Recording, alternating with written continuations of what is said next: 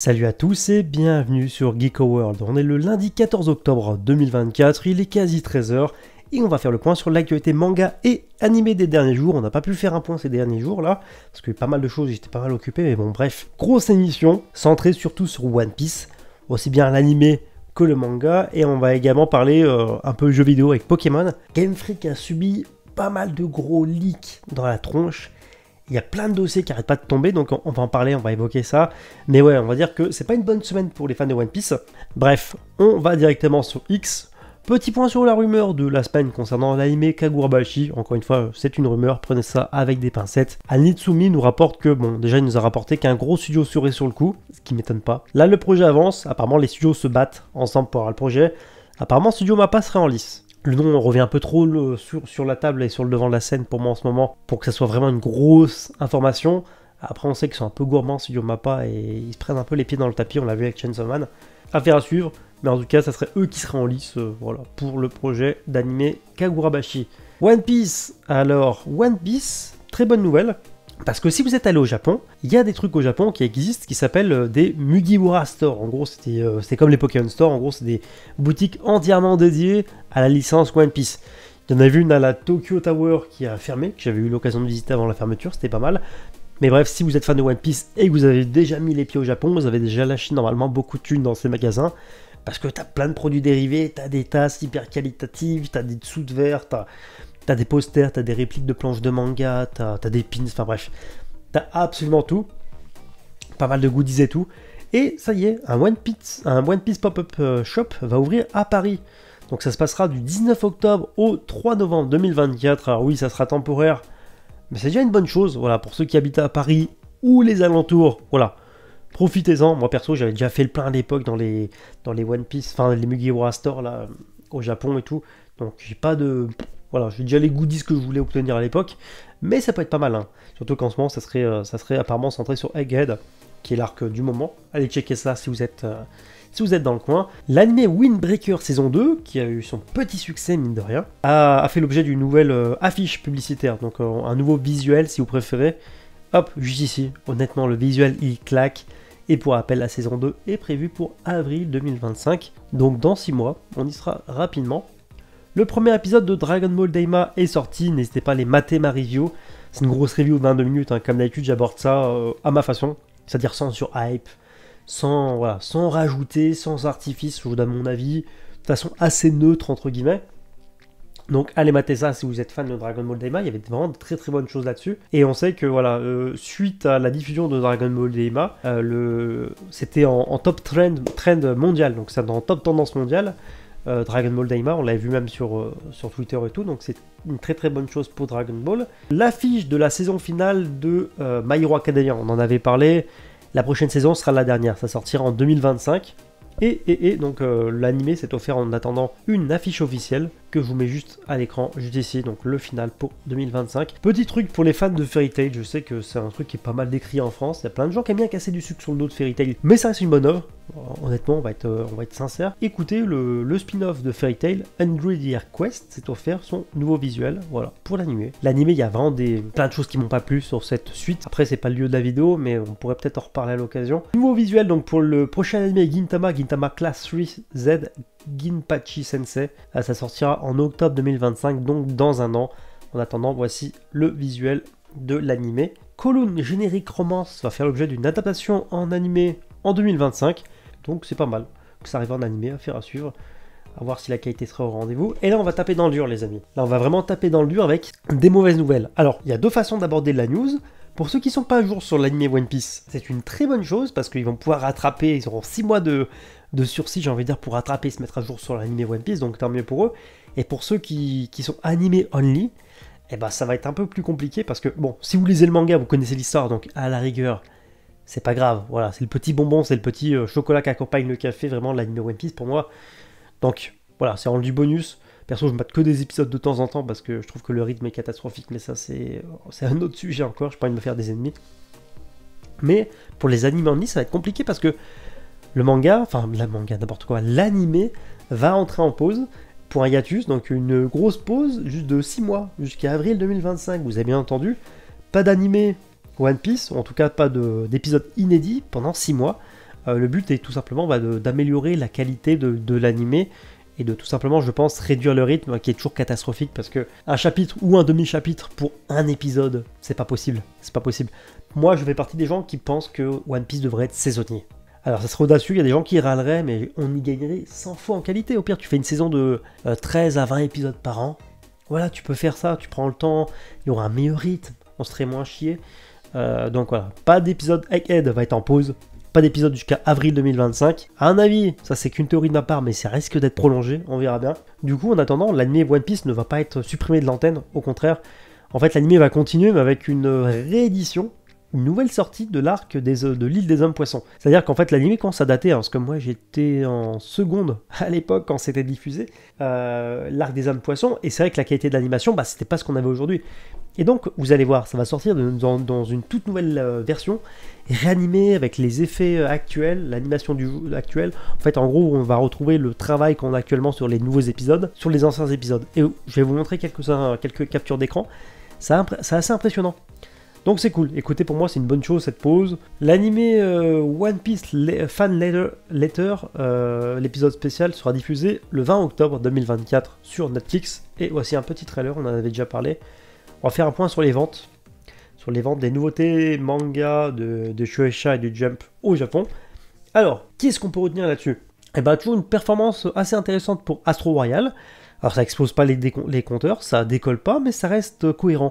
Entre 11 000 et 15 000 copies écoulées pour sa première semaine de vente, c'est pas mal pour le nouveau tome du manga. Ensuite, on a Undead Unluck, pareil. 12 000 copies écoulées pour sa première semaine. Vous voyez, Undead Unluck, c'est un des piliers entre guillemets du magazine. En tout cas, c'est un manga qui date maintenant dans le magazine. On est quasi sur le même ratio avec Astro Royal qui vient de commencer avec son deuxième tome. Donc, vous imaginez avec 20 tomes de plus, peut-être qu'on ferait le double, le triple, peu importe. En tout cas, c'est une bonne performance pour Astro Royal. Undead Unluck, voilà, c'est dans la continuité. Mission Yozakura Family aussi, on est toujours sur la retenue. Voilà, c'est pas les titres. De toute façon, Undead Unluck et Mission Yozakura Family, globalement, c'est pas des titres qui explosent les compteurs, historiquement parlant. Donc, voilà, pour leur vente. Blue Box, on a déjà beaucoup plus intéressant avec 43 000 copies écoulées en une semaine. Kagurabashi continue une performance monstrueuse avec son quatrième tome, si je dis pas de bêtises. Ouais, c'est ça, tome 4. 60 000 copies écoulées en une semaine. Ça enterre Blue Box, qui apporte pourtant une belle performance dans le magazine, c'est un truc de fou. Et puis, franchement, sans surprise, Jujutsu Kaisen, tome 28, qui explose les compteurs avec plus d'un demi-million de copies écoulées en 7 jours. C'est juste monstrueux. Voilà, on va se remettre sur l'actualité. Je vais vous revenir donc plus en détail sur la réédition de l'animé One Piece, l'arc des hommes poissons. Vous allez voir, en fait, c'est vraiment un animé qui a eu une refonte graphique. Par exemple, là, on voit Luffy, capture d'écran à l'époque, et à droite, là, vous voyez la version refaite. Il y a beaucoup plus de traits, beaucoup plus de détails, tout ça. Pareil. Beaucoup plus d'effets également sur cette scène-là. Pareil sur Zoro, ses katanas, tout ça. Hop, ici, la tronche de Zoro, pareil. Le plus de détails possible. Voilà, c'est hyper intéressant, il y a plein de captures d'écran qui traînent sur Internet. Et puis, autre information. Non, elle n'est pas là. Elle n'est pas là, mais je vais la voir juste après. Donc voilà, je vous avais partagé ça. La rediffusion va être entièrement rééditée. Et ce qui est bien, c'est qu'en fait, alors je sais plus si je vous ai mis l'information ailleurs ou pas. Et bref, l'arc des hommes poissons fait plus de 50 épisodes, normalement en termes de diffusion et de rythme. Mais non seulement, on va dire, l'arc va être refait graphiquement, mais en plus, ils vont retirer ils vont avoir retravaillé le rythme, si vous voulez, les moments inutiles, tout ça, ils vont les avoir retirés. Et le tout va être condensé en 21 épisodes. Donc, plus de la moitié, réduit de plus de moitié les nombres d'épisodes, c'est ouf. C'est juste dingue. Donc ça prouve qu'encore une fois, il y a beaucoup de déchets dans l'anime One Piece en termes de rythme. Et je trouve que vraiment l'anime va y gagner. On va redécouvrir cet arc pour les animés only. Moi perso, c'est un arc que je défendrai toujours. Il y a plein de gens qui l'aiment pas. Mais pour moi, l'arc des hommes poissons, pour moi, c'est vraiment le dernier arc limite en termes d'ambiance de One Piece.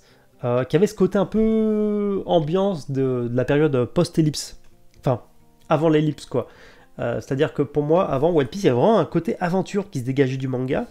Vraiment aventure, exploration, amitié, qui était présent jusqu'à un peu après Marineford. Et puis après, plus le manga avançait, à partir de Punk Hazard, plus je trouve que cette ambiance un peu particulière, cette saveur, elle s'est atténuée, elle a un peu disparu. Elle était toujours présente, mais un peu différemment, et même les Mugiwara étaient un peu moins mis en avant, tout ça. Enfin bref, Je suis un peu nostalgique de cette période de One Piece perso, et pour moi, l'arc des hommes poissons, c'est vraiment le dernier arc avec cette ambiance, ce petit quelque chose en plus. Je sais pas si vous voyez ce que je veux dire, mais pour moi, c'est une très bonne chose que ça soit réédité comme ça. L'application One Piece Base va sortir. Ça sera une application qui a apporté pas mal de choses pour les fans de One Piece. Des infos, pas mal de petits trucs en rapport avec le manga, tout ça, donc ça sortira un peu partout dans le monde en 2025. Et ouais, comme je vous le disais, c'est les 57 épisodes de l'arc qui vont être condensés dans un nouveau rythme, une nouvelle narration, tout ça, en 21 épisodes, avec des effets absolument refaits et tout. En vrai, on risque de se faire plaisir et redécouvrir l'arc, encore une fois, pour les animés only. Voilà, l'annonce officielle, ça peut être pas mal pour vous. Ça débarquera le 26 octobre sur Netflix, le film d'animation One Piece Fan Letter. Allez, comme les mauvaises nouvelles, entre guillemets, s'enchaînent jamais seules, le manga One Piece va être en pause pour 2 semaines consécutives. À partir du jump numéro 48, il sera de retour dans le Shonen Jump numéro 50. Voilà. Perso, ça me choque pas les pauses. Hein. Oda, il faut qu'il les prenne. Ça fait longtemps que One Piece aurait dû changer de rythme, mais c'est que mon avis. Windbreaker, nouveau trailer. Voilà, je vous laisserai aller mater ça. Ça m'a fait rire. Il y a le manga Deadpool Samurai qui va être suspendu quelque temps à cause d'un petit, on va dire, conflit de créativité, enfin créatif, un petit différend créatif entre Negi Aruba et l'auteur du manga Deadpool Samurai. Parce qu'en fait, apparemment, sans autorisation, hop, je vais vous ouvrir ça, le manga Deadpool Samurai a tout simplement repris, en fait, sans la permission, apparemment, la couverture de Gotobu no Hanayome de Negi Aruba. Et Negi Aruba réagit par rapport à ça. Apparemment, ils n'auraient même pas de copyright, tout ça, et ça serait totalement fait comme ça. Donc en vrai, ouais, c'est du plagiat, quoi, en fait.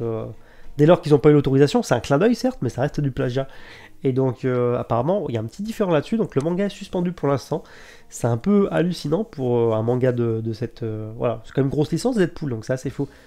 L'anime Blue Box s'est offert un nouveau visuel dans le cadre de son DVD et Blu-ray numéro 1, voilà. La couverture du Blu-ray. Il y a Game Freak.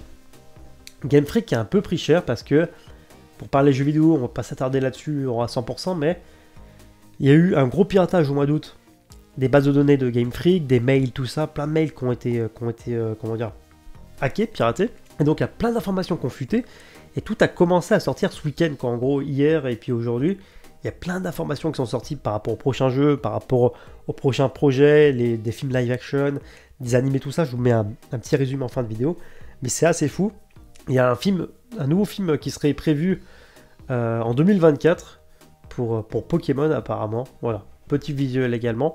Pour ceux qui sont perdus dans la chronologie de Dragon Ball Daima, il y a Nicolas D. Kawaii, que je suis sur Twitter, qui a partagé ce petit schéma. Voilà. Donc en gros, Dragon Ball Daima s'insère entre la fin de Dragon Ball, avant le 28e Tenkaichi Budokai, et juste avant Dragon Ball Super. Oui, c'est le bordel, on est d'accord. Mais voilà, ça permet d'y voir un petit peu plus clair. Et je vous avais mis un truc de côté. Voilà, j'ai retrouvé ce que je voulais vous montrer. C'est tout simplement en fait un résumé des leaks en rapport avec Pokémon et Game Freak. Donc voilà, je ne vais pas m'attarder surtout en détail. Mais voici CentroLeaks qui nous a poussé pas mal d'informations là-dessus. Un petit résumé, ça peut être pas mal pour vous si ça vous intéresse. Pokémon Legend ZA était initialement prévu pour sortir en 2024. On sait que c'est plus le cas. Ce sera en développement pour la nouvelle Switch. Voilà, une bonne chose. Ça vous empêchera pas, ça vous obligera pas, à acheter la nouvelle Nintendo Switch. Tant mieux. On a eu des informations par rapport à la 10e génération. Voilà, Pokémon Gen 10. 2 versions prévues, KNN, donc les versions japonaises. Apparemment, il y a une version qui tourne déjà sur Switch 1, mais ça serait prévu sur Switch 2. Ça, on s'en fout. Il y a un 24e film Pokémon qui est en préparation. C'est une bonne chose. Un nouvel animé original en 12 épisodes de 21 minutes, animé par Studio Colorido. Voilà. Et ensuite, voilà, on a un nouveau film Détective Pikachu qui est dans les cartons. Ça m'étonne pas parce que le film avait pas mal cartonné, hein, puis c'était assez sympathique, même si c'était un délire un peu bizarre. Et puis ensuite, on sait que c'est dans les cartons depuis un moment, mais le live action, donc à savoir la série avec des vrais acteurs Pokémon, serait toujours dans les cartons pour Netflix. C'est toujours en préparation, 8 épisodes de prévus, à peu près 5 saisons anticipées pour ce projet-là, et pas plus d'informations en tout cas, mais voilà. Ça peut être pas mal, faites-nous l'histoire de Red, s'il vous plaît, dans un film d'animation, enfin une série d'animation, enfin une série live action assez stylée, ça pourrait être pas mal. Voilà, bref, c'est tout pour cette vidéo. Écoutez, n'hésitez pas à vous abonner, n'hésitez pas à redevenir membre soutien si vous aimez mon travail. Et écoutez, sur ce, je vous dis à bientôt pour une prochaine vidéo.